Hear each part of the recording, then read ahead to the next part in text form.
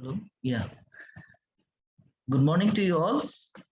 Hope you are all safe and healthy. My name is Dr. Saurav Nath, and I am the resident pathologist at the Department of Pathology in Silchar Medical College and Hospital, Silchar. Now, this is going to be my first class with you guys, and the topic of our discussion is acute inflammation and some of its examples. Now, this discussion is directed to your practical understanding of the topic, and we won't be dealing into much of the theoretical details as you already might have come across them in your theory classes. So without much ado, let's start this discussion. And now I'll be sharing my screen.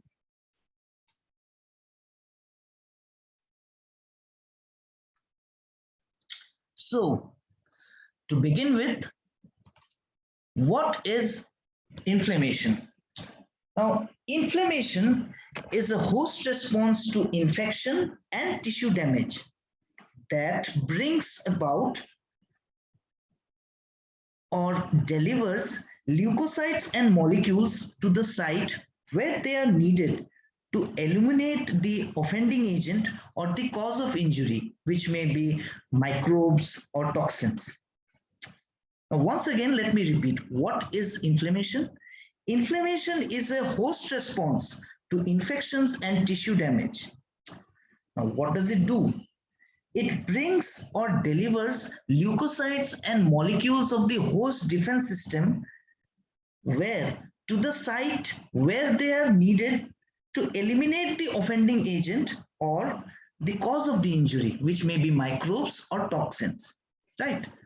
So this inflammation is actually a protective response. That is, it is very essential for our survival. But inflammation can also be damaging if it is inadequately controlled or if the inflammatory process is misdirected. Example, if it is directed against a normally harmless environmental substance, such as in allergies, or let's say if an inflammatory process is directed against one's own self tissue, as in case of autoimmune diseases. Now also, if the noxious stimulus or the offending agent is persistent and it cannot be eliminated, such as a tubercle bacilli which causes tuberculosis, now that may lead to the damaging effects of inflammation as well. Now, as we can see, as we already know, that there are two main types of inflammation, acute inflammation and chronic inflammation. Now, the acute inflammation is a rapid and often self-limited response to the offending agents that are readily eliminated. Sorry. Pardon. Let's repeat it. Now, acute inflammation is a rapid and often self-limited response to the offending agents that are readily eliminated. This can be bacteria, fungi, and dead cells. Now, it develops within minutes to hours and is of short duration. It is characterized by the exudation of fluid and plasma protein, and there is emigration of leukocytes, predominantly neutrophils. Now, it must be emphasized that the neutrophils are the main cells of acute inflammation. Now, if the offending stimulus is eliminated, then the inflammatory reaction, it subsides and the residual injury is repaired. Now, in contrast, the chronic inflammation may follow acute inflammation, or it may arise by itself, or it may arise de novo. It is a response to agents that are difficult to eradicate, such as tubercle bacilli or self-antigens in case of autoimmune diseases. The chronic inflammation is of a longer duration, and it is usually associated with more tissue destruction and scarring by fibrosis. Now, sometimes, in some cases, chronic inflammation may coexist with unresolved acute inflammation.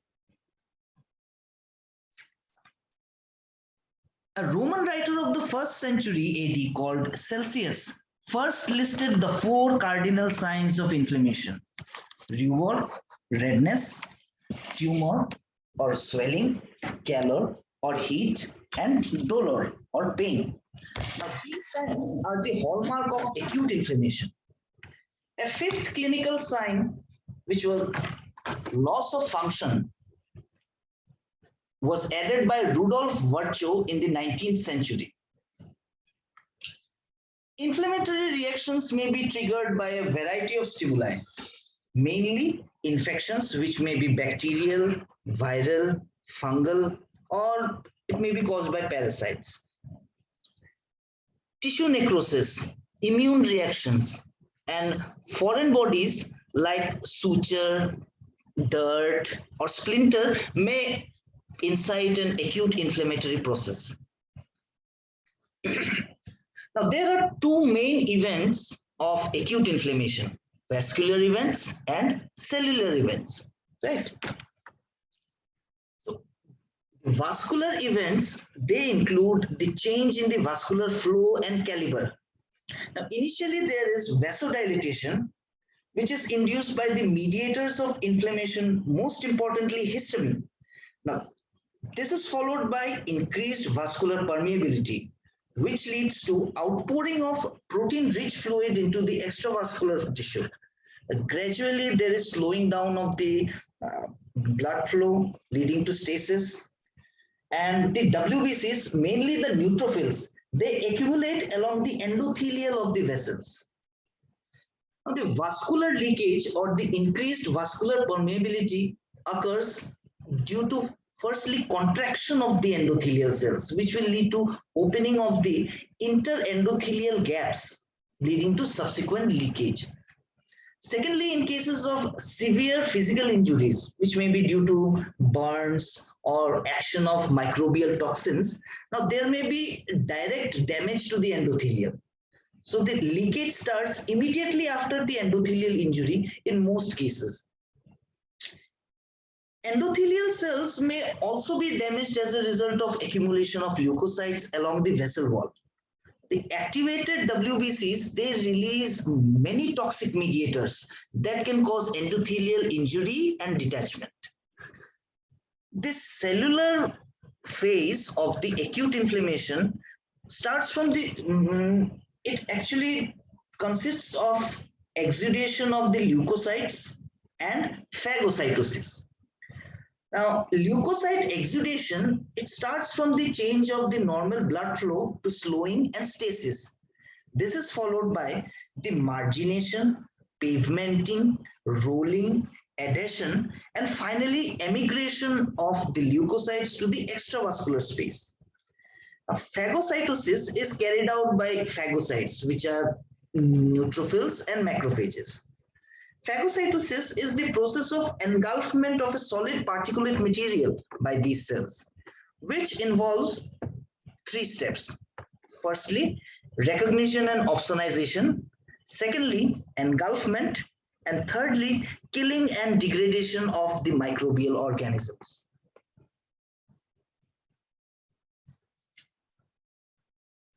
Now, there are certain morphologic hallmarks of acute inflammatory reactions. All inflammatory reactions will show these morphological features, which are dilatation of the small blood vessels, slowing of the blood flow, accumulation of leukocytes, and fluid in the extravascular space. Now, on top of these general features, special morphological patterns may be seen depending on its severity, cause, and the involved tissue. So there are 4 main morphological patterns of acute inflammation: serous, fibrinous, suppurative, and ulcerative. Serous inflammation, when the fluid exudate resembles the serum or is watery. For example, pleural effusion in tuberculosis, blister formation of the skin in burns, right? Fibrinous inflammation, when the fibrin content of the fluid exudate is increased. An example of fibrinous inflammation is fibrinous pericarditis, where there is accumulation of fibrin on the pericardium of the heart. Now, the gross appearance of fibrinous pericarditis has been likened to that of a bread and butter appearance. Okay. So we can see that there is quite a resemblance amongst the bread and butter which we usually take in our breakfast and the gross features of fibrinous pericarditis. Okay. Next, we move on to suppurative inflammation. Now, when acute bacterial infection is accompanied by intense neutrophilic infiltrate in the inflamed tissue, it results in tissue necrosis. Now, a cavity is formed in which is called an abscess and which contains a purulent exudate of pus. And the process of abscess formation is called as suppuration, right? So, abscess is the localized collection of the purulent inflammatory tissue. Now, pus is creamy or opaque in appearance and is composed of numerous dead as well as living neutrophils, red blood cells, fragments of tissue debris, and fibrin. This is an example of suppurative inflammation. This is a gross specimen, cut section of a lung, which shows multiple bacterial abscesses, right? In a case of bronchopneumonia, these arrows, these are areas of multiple bacterial abscesses. Now, microscopically, these abscesses, these contain neutrophils and cellular debris, as mentioned earlier, and this seem to be surrounded by congested vessels. Now, this is another example of abscess formation. Now, this is a cut section of a brain with cerebral abscess. Now, there is a center of liquefactive necrosis with yellow pus surrounded by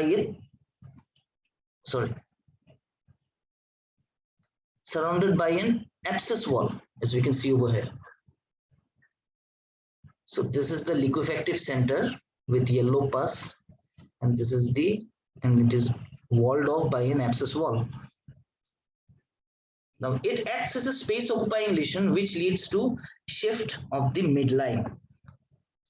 Now, brain abscess usually result from hematogenous spread of bacterial infection, but they can also occur from direct penetrating injury, or it may occur from extension of nearby infection in the sinuses.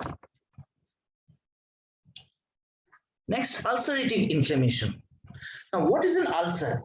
Ulcer is a local defect on the surface of an organ or tissue that is produced by the sloughing or shedding of inflamed necrotic tissue. As we can see over here, there is a local defect on the surface of this organ, and this is caused by shedding out of the inflamed non-viable necrotic tissue. Most ulcers show features of both acute and chronic inflammation. Examples include gastric ulcer, aphthous ulcer in mouth or oral cavity, or diabetic ulcers usually seen in the extremities of diabetic patients due to reduced blood supply. Now, this is a gross specimen of chronic duodenal ulcer, right? As we see, there is a defect on the surface. Microscopic view shows a cross section of a duodenal ulcer where we can see that there is a crater with acute inflammatory exudate in the base of the ulcer, right? Next, acute inflammation typically has 1 out of 3 outcomes: resolution, which may be resolution, secondly healing by fibrosis, or progression to chronic inflammation. Let's say resolution occurs when there is clearance of the injurious offending stimulus, when there is clearance of the inflammatory mediators, the acute inflammatory cells, when there is complete restoration of the normal function, and when there is complete replacement of the injured cells, then complete resolution takes place.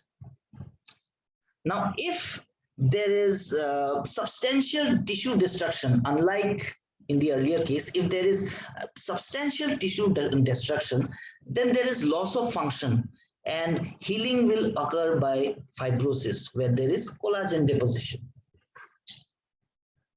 Now, when acute inflammatory response cannot be resolved either due to persistence of the injurious agent or due to some sort of an interference with the process of normal healing, then there may be progression to chronic inflammation, right? The examples of acute inflammation include acute appendicitis, acute meningitis, acute pneumonia, acute pyelonephritis, out of which we will be discussing in details acute appendicitis and lobar pneumonia. Coming to acute appendicitis. Acute inflammation of the appendix is the most common acute abdominal condition which we encounter at the surgery department. The most commonly acute appendicitis involves the older children and the younger adults. Clinically, the cases present with acute abdomen. There is colicky pain initially around the umbilicus, but later it is localized to the right iliac fossa. Also, there is nausea, vomiting, fever, abdominal tenderness. An important laboratory finding is that the peripheral blood shows neutrophilic leukocytosis. That is, the WBC count and the neutrophil count increases. Now, the most common mechanism of acute appendicitis is obstruction of the lumen. Now, this obstruction may be due to any reason, ficcolith, calculi or stones, foreign body, tumor, worms, so on. So, obstruction of the lumen causes increased intraluminal pressure. Now, this presses upon the blood vessels to produce ischemic injury, which favors bacterial proliferation, leading to acute appendicitis. Now, this is a gross specimen of acute appendicitis, which shows that the organ is swollen, enlarged appendix, and the serosa shows hyperemia as the subserosal vessels are congested. As you can see over here, the vessels are congested. This is a wet mount specimen of appendix showing enlargement, and there is a yellow tan exudent on the serosal surface. Over here, this is the periappendiceal fat or the fat around the appendix. Now, on close examination, we can see that there is hyperemia or there is congestion of the blood vessels over here, which imparts a red color grossly, right? Now, normally the serosal surface, in case of a normal appendix, the serosal surface is glistening in appearance. But due to acute appendicitis, the inflammatory reaction, it transforms the normal glistening serosa into a dull, granular and erythematous surface. And there is yellow to tan exudate on the serosal surface. Now, let me share with you a digital slide of acute appendicitis.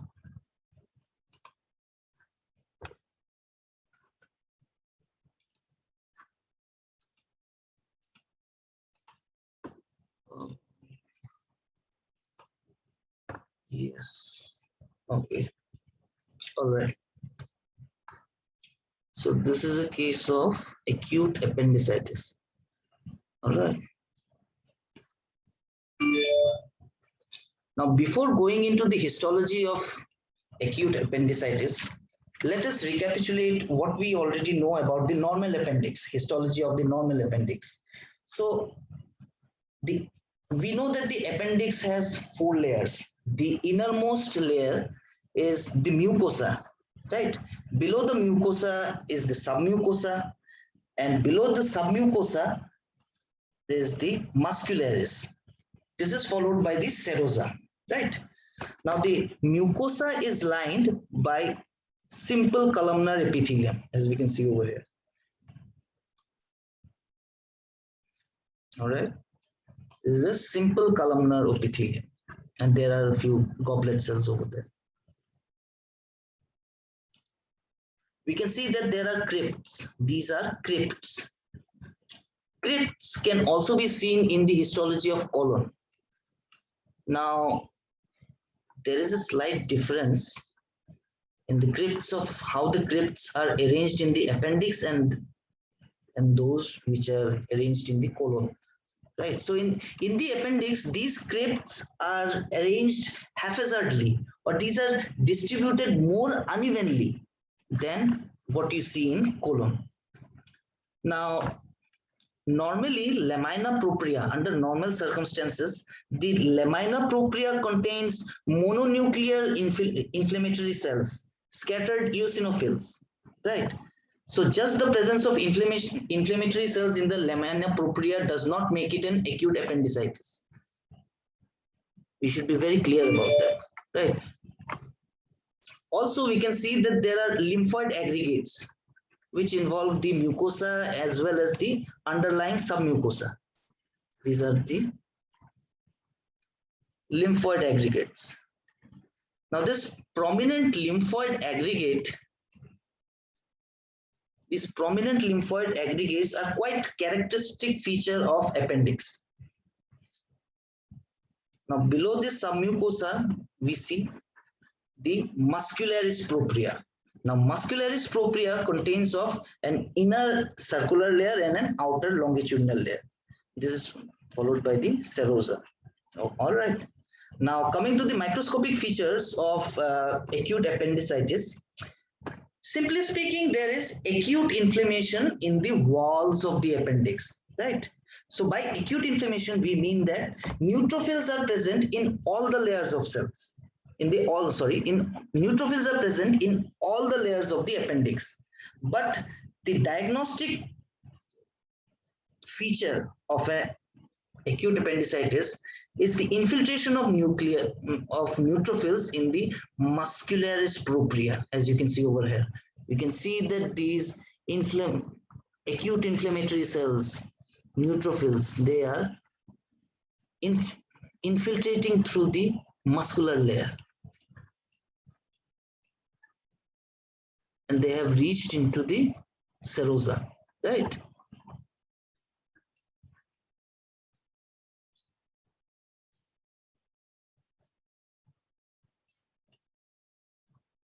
Let's look at another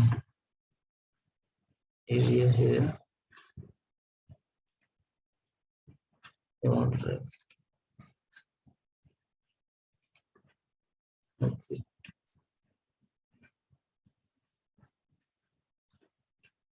You see these acute inflammatory cells. These are infiltrating through the muscular layer, right? Okay. Now, in the early stages, we may see that there is congestion of the vessels in the lamina propria and the submucosa. Sometimes we may see vascular congestion, as we can see over here. So there can be vascular congestion in the lamina propria and the submucosa, as well as sometimes there may be edema of the wall, which we don't see in this case. In late stage, due to the damage which is caused by the acute inflammation, the mucosa gets sloughed off, as we can see over here. There is erosion of the mucosa, as we can see over here. Here the mucosa has been denuded out. It has been damaged by the acute inflammation that has been going on, right? And we can see strips of mucosal fragments over there. These are floating into the lumen. All right. And actually, there are two late complications of acute appendicitis. Firstly, sometimes the walls of the appendix may become necrotic, and this is known as acute gangrenous appendicitis. Second complication is that the neutrophils and purulent material, they may start to accumulate in the appendix in the form of an abscess. Now, the development of an abscess in appendix is known as acute suppurative appendicitis. Now, let's move on to a slide of acute suppurative appendicitis, where the amount of damage is much more severe. As we can see here, we see that there is a great deal of destruction of the mucosa, right? You can see just a few fragments of mucosa which are still intact. Most of the mucosa are destroyed. And over here, as we can see, you don't see that. We can see formation of purulent exudate, which is comprising of acute inflammatory cells, red blood cells, cellular debris, fibrinous material, right? So this leads to acute inflammation, which causes destruction. Also, we can see vascular congestion, hemorrhage. Here, we can see that the acute inflammatory cells, these are infiltrating through the muscular layer. And the presence of neutrophils in the muscularis propria is what clinches the diagnosis of acute appendicitis. It must be kept in mind. Now, inflammatory cells, they involve the serosa as well, as I have already mentioned. And this sometimes what happens is that the subserosal vessels, you can see that, right? These red areas, these are the vessels. So these become engorged, these become enlarged, these become congested. All right, these just below the serosa. These are the subserosal vessels which become quite engorged. Let's go to another picture here over there as well. The serosa, just below the serosa, yeah, these are the vessels. These have become enlarged, right? These are the vessels. These are the enlarged vessels. All right. So the serosal vessels, these are enlarged and engorged. And this leads to the red appearance which we see grossly. This is why the appendix looks red, because of the vascular congestion, right? Also, we can see that there is some junk which is coating the serosa over here. In some areas of the serosal surface, there is a junk covering, which is actually comprised of acute inflammatory cells, if we look closely, right? And chiefly neutrophils. And we can see that they are mixed intricately with pink granular stuff, which we call fibrin, right? Now, another important thing to notice is that the inflammation not only extends to, inflammation not only involves the entire appendix, but it extends to the periappendiceal fat as well. As you can see, this is the appendix and this is the periappendiceal fat. How do we know it is fat? We can see that there are adipocytes with clear spaces, right? Nucleus is pushed towards the periphery. These empty spaces, these usually contain fat, which are washed off during tissue processing. So when we look closely, you can see that there are inflammatory cells which are infiltrating the fat as well. So it extends into the periappendiceal fat. All right. Let's have another closer look. All of these are inflammatory cells. Meaning them are inflammatory cells, all of them.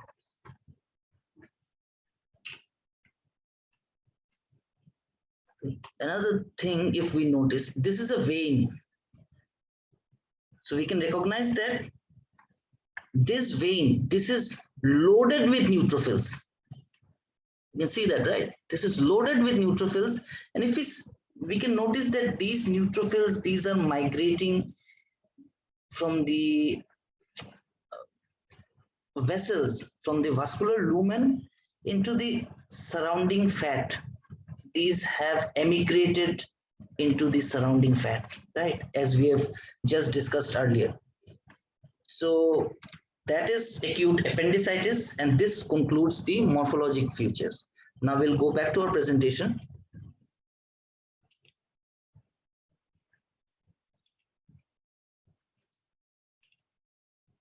All right. Okay. Where were we? Oh, okay.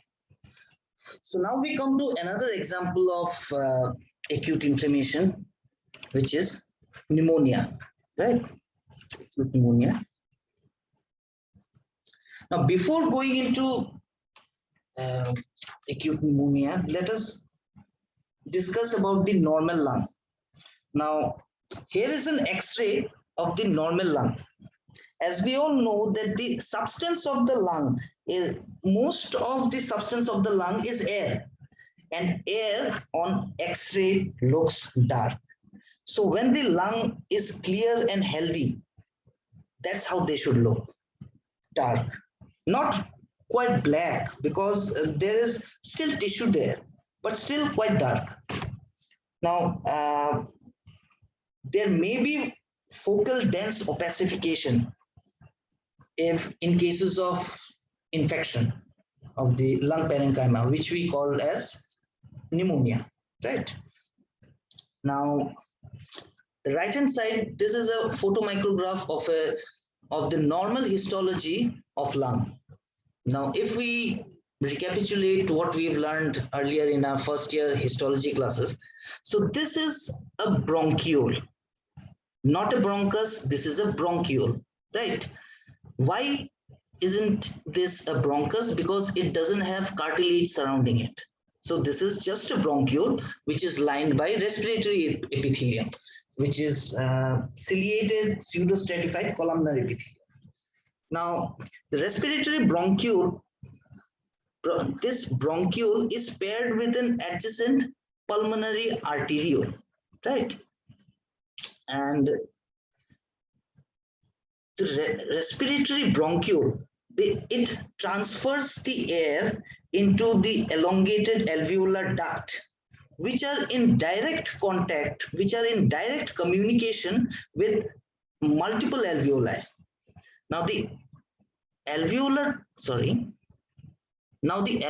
tissue, this alveolar tissue, it comprises of type 1 pneumocytes, type 2 pneumocytes, and alveolar capillaries.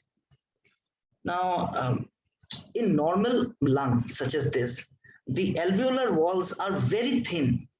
Now, this alveolar walls may be thickened in cases of infective causes such as pneumonia or interstitial pneumonia. So whatever, in normal cases, these alveolar walls are very thin and they form a mesh-like network, right? Now, this is a schematic diagram of our respiratory system and the pattern of involvement of each type of pneumonia. Now, we all know what is pneumonia. Pneumonia is an infection in the parenchyma of lung. So basically, based on the involvement, pneumonia can be classified as bronchopneumonia, lobar pneumonia, and primary atypical pneumonia. So bronchopneumonia, as we can see, bronchopneumonia has a diffuse, patchy, and bilateral involvement, right? This is a gross specimen of a lung which is involved with bronchopneumonia. Here we can see the patchy involvement, and the involvement is diffuse. It is patchy, right? Where in contrast to bronchopneumonia, in lobar pneumonia, as the name suggests, a part of a lobe or an entire lobe or more than one lobe is usually involved. Usually the lower lobes are affected. Now this is a gross specimen of a lung which is involved with lobar pneumonia, where we see that the entire lower lobe is involved. Now the appearance of the lower lobe is in stark contrast to the uninvolved upper lobe, right? Now the lower lobe, it looks pale, firm, in contrast to the uninvolved lobe. It doesn't look as spongy or as air-filled as normal lung. Now this gives an appearance of a liver. Now this is said to resemble an appearance of a liver. So this is usually termed as consolidation, right? Now we'll go through briefly about the pathology of lobar pneumonia. So as we've already discussed, pneumonia can be defined as any infection in the lung parenchyma. Now, there are certain normal defense mechanisms which prevent the incidence of infection, right? So, but when these normal defense mechanisms are compromised, such as in cases of coma or anesthesia, where there is suppression of cough reflex, or if there is an injury to mucociliary apparatus due to smoking, or if there is accumulation of mucus, which may be due to any obstructive cause or cystic fibrosis, if there is fluid in the alveoli due to pulmonary congestion or pulmonary edema, if there is a defect in the immune system, these all may contribute to pneumonia, right? Now, pneumonia can be classified in many ways. Etiological classification, the bacteria it can be bacterial, viral pneumonia, fungal pneumonia, right? There are, depending on the lung involvement, we can classify into lobar or bronchopneumonia as described earlier. Based on the clinical symptoms, we can classify pneumonia into acute pneumonia, chronic pneumonia, typical pneumonia, atypical pneumonia. Now, there is a term called pneumonia syndrome, right? So this pneumonia syndrome, this include community acquired pneumonia, healthcare associated pneumonia, hospital acquired pneumonia, aspiration pneumonia, chronic pneumonia, necrotizing pneumonia, and pneumonia in the immunocompromised. Each category has got their own sets of etiologic agents, right? So community acquired pneumonia is the most common, and pneumonia usually occurs in the healthy individuals from the community. Usually these are caused by streptococci, staphylococci, Haemophilus influenzae, and so on. Hospital acquired pneumonia occurs in the course of the hospital stay. Most common implicating agents include E. coli, Klebsiella, MRSA. MRSA stands for methicillin resistant Staphylococcus aureus. Now, this strain of Staphylococcus, these are resistant to the methicillin group of antibiotics. So, treatment for usually vancomycin is used for treatment of these. Aspiration pneumonia are usually caused by anaerobic organisms.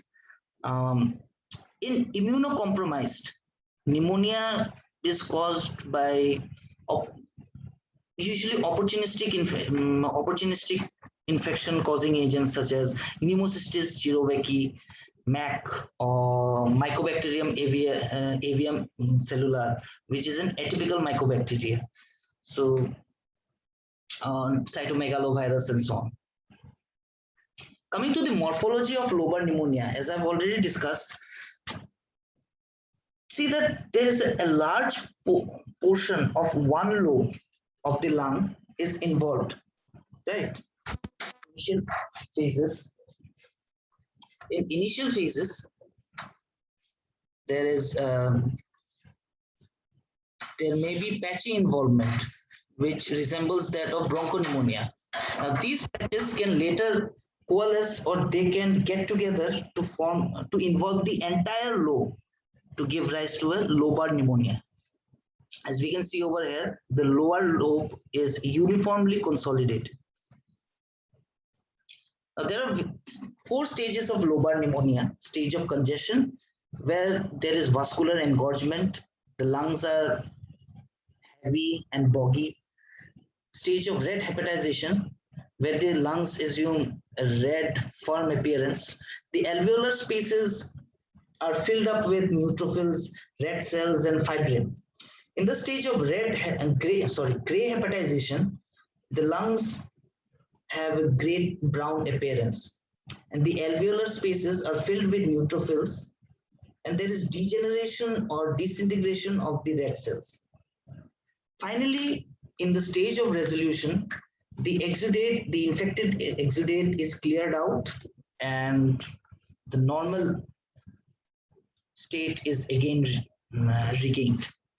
Now, what do we mean by hepatization? Hepatization comes from hepat or liver.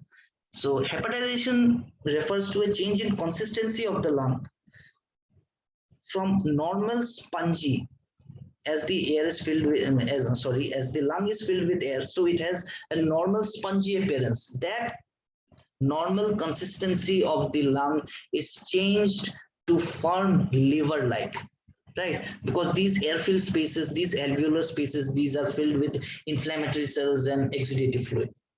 All right. Now, grossly, as we can see, these are gross pictures of lungs which are involved with lobar pneumonia. You can see that the entire lobe is involved with consolidation, and this is caused by inflammation. Microscopically, as we can see, these are the alveolar walls, and the alveolar spaces are not clear, but instead they are filled with macrophages and inflammatory cells, right?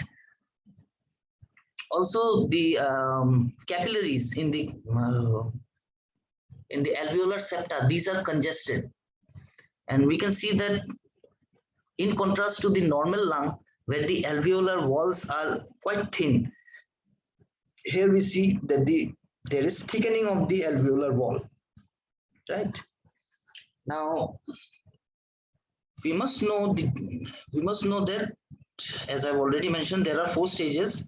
The first stage lasts for 2 days, that is the stage of congestion. The second stage of red hepatization lasts from the 2nd to 4th day. The third stage lasts for 4 to 8 days, and the fourth stage starts after the 8th day.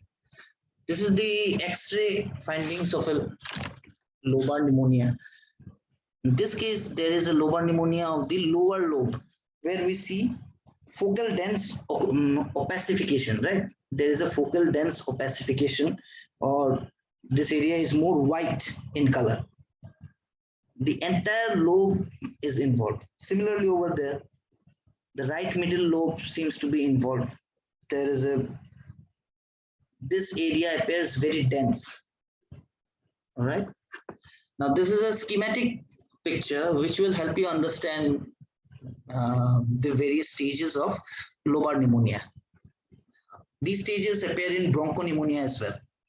So, if we consider this as the alveoli, these are the alveolar walls, these are the alveolar spaces, and this is the alveolar septa or the interstitium, right?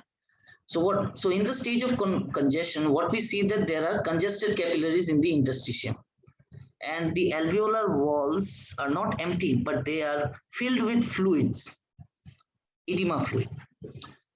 Next is the stage of red hepatization, where the alveolar spaces are filled up with RBCs, bacteria, and neutrophils. In the stage of gray hepatization, the red cells begin to disintegrate, and the alveolar content mainly is composed of neutrophils, right? And and in the stage of resolution, the alveolar spaces are back to normal. These usually happen after antibiotic therapy. All right. Now let's look at a digital slide of lobar pneumonia to help you understand the microscopy better.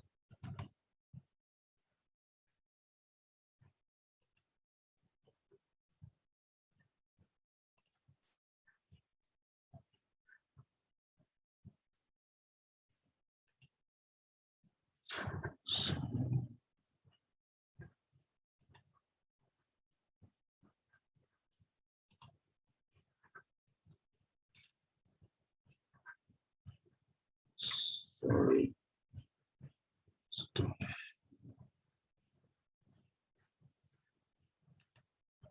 There is some technical difficulty. Let me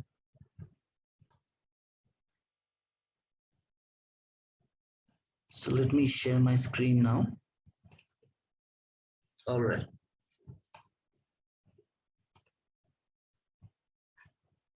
So this is some section of a lung, right? In low power, what do we see? This is a section of a lung tissue, and low power view reveals that there is an even spread of involvement through the lung. Whereas in bronchopneumonia, there will be patchy involvement, and the entire lung tissue seems to be evenly involved. There has been an even spread of inflammation, that the entire tissue is involved. There is not patchy involvement, right? The low part. Now, when we look closer, we can see that these are some alveoli over here.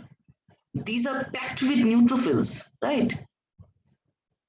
These are packed with neutrophils. There are other, such as this. This alveolar space is filled with fibrinopolymorph content, right? So this is polymorphs are present in the background of a fibrinous material. So there is intense neutrophilic exudative material which is filling up these alveolar spaces, right? Now we can see that all the alveoli are involved to some degree. Some degree of involvement is there in all of the alveoli. Now, why is this? Because the infection spreads rapidly through the lung. On low power, if we see, we'll be able to notice that the alveolar framework, if we look at my arrowhead, then I'll be tracing down the alveolar framework of the specimen. So what we see is that the alveolar framework of this lung, it is preserved, right? Only the alveolar spaces, these are filled up with exudative material, inflammatory cells, fibrin, all right?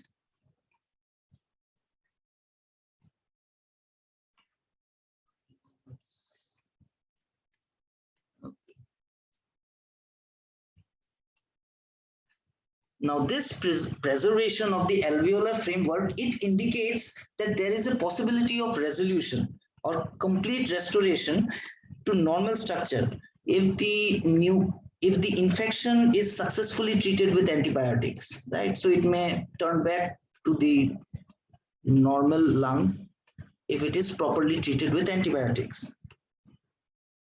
Now over here, we can see in high power that the inflammatory cell infiltrate is almost exclusively neutrophils.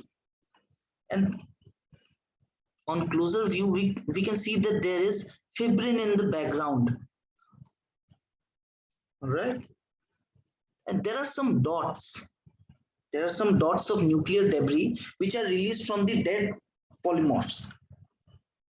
Now, if there now let us consider if there was nothing in these alveolar spaces, but if the alveolar walls would have been filled with cells, then we would have called that an interstitial pneumonia, right? So in lobar pneumonia and in bronchopneumonia, what we get is we get the alveolar spaces are filled with the inflammatory cells and exudate. But in the inflammatory pneumonia, the alveolar spaces are empty, but the alveolar septa are filled with, and the interstitium is filled with inflammatory cells. All right. Now, let's move on. Let's go back to our presentation.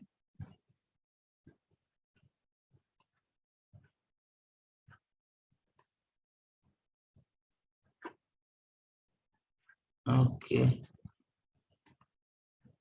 Okay, so we've already gone past that. Now coming to bronchopneumonia. So bronchopneumonia, as we have already discussed, these have a diffuse, patchy, and bilateral involvement. All right. They are more common in the lower lobes. Usually they involve the extremes of age, usually infancy or old age, and they are usually secondary. These usually occur secondarily in patients who are already sick due to other diseases, maybe due to old age or diabetes, or maybe due to immune suppression, cancer, and so on. All right. Now, this is the gross appearance in a case of bronchopneumonia. Now, we can see that these consolidated areas, right, patchy, diffuse involvement, unlike that of a lobar pneumonia, right? You see that almost most of the lung, there is patchy involvement, areas of consolidation, which very much resembles the pattern of lobules, right? So this is why they are termed as lobular pneumonia, because they closely resemble the pattern of lobules. Usually, as I have mentioned, these are hospital-acquired pneumonia, usually seen in already ill patients. Now, this is another gross specimen of bronchopneumonia. This is a cut section where the areas of consolidation are much more subtle. Now, there are areas of lighter tan, right? The yellow arrow depicts the areas of diffuse patchy areas of consolidation. Well, the X-ray shows patchy infiltrates, patchy opacities, which are consistent with bronchopneumonia from a bacterial infection. And lastly,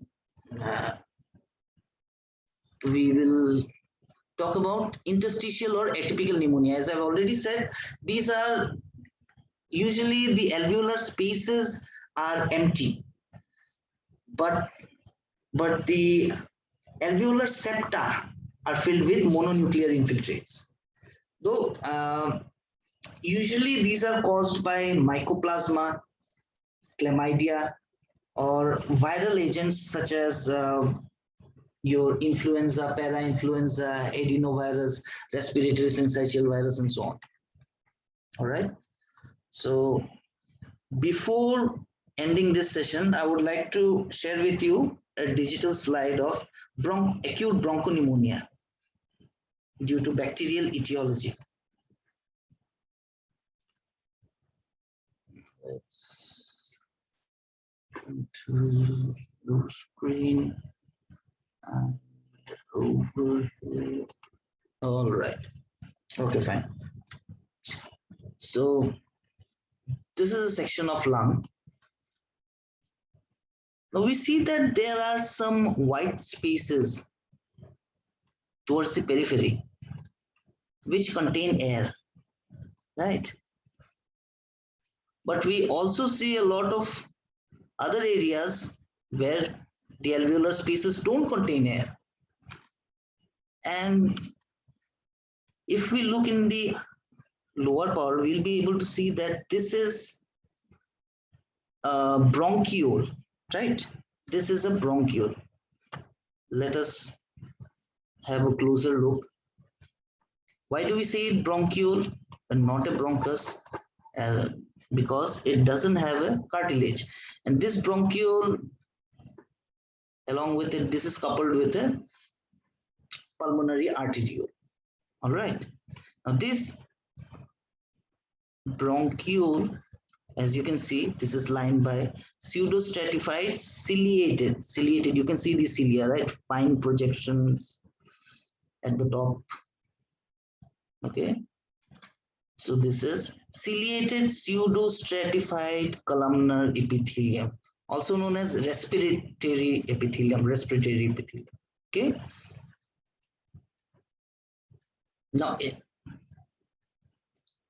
Now we see that around the bronchiole, these alveolar spaces, these are filled up with inflammatory exudate along with fibrin. All right. Now, not only do we see inflammation, if we look closely, this is filled with purulent exudate. All right, neutrophils, fibrin, red blood cells. Now, not only is the inflammation limited to the bronchioles, but it seems to be that the inflammation is spreading from the bronchiole to the nearby alveoli. All right. So this pattern of pneumonia is called as acute bronchopneumonia. All right. So we can see that these spaces are infiltrated with inflammatory cells, fibrin deposition. Okay. And these occur around the bronchus. All right. Let's look at another. See, this is a bronchus. There is inflammation. See that we see that the lumen of the bronchus is loaded with pus. It is loaded with pus. All right. And not only do we see inflammation within the bronchus, but we start to see that the inflammation has spread to the surrounding alveoli. All right. That's another bronchiole with pus in the lumen and surrounding inflammation in the nearby alveoli. All right. So on hyper, we see that this is loaded with neutrophils. Okay. So these are neutrophils. Now this pus and suppurative exudate within the bronchiole has spread into the nearby alveolar spaces. Okay. This inflammation seems to be spreading to the nearby alveolar spaces. These are not empty. Also, we can see that the alveoli are not uniformly involved, patchy distribution. Towards the periphery, we see that some alveolar spaces are clear, There are some alveolar spaces which are less involved, and they don't seem to be having those fibrinous material inside them. Some of these less involved alveoli contain contain edema fluid, as you can see over here. So this is edema fluid in the less involved alveoli. All right. So mainly concentrated around the bronchioles. This is known as acute bronchiolitis, that is acute inflammation of the bronchioles, but it doesn't limit itself to the bronchioles itself. There is surrounding inflammation. This surrounding alveolar spaces are filled up with exudate as well. Okay, so this concludes our discussion for today. Feel free to send me your feedbacks or your queries at my WhatsApp number. Thank you and stay safe. Thanks a lot.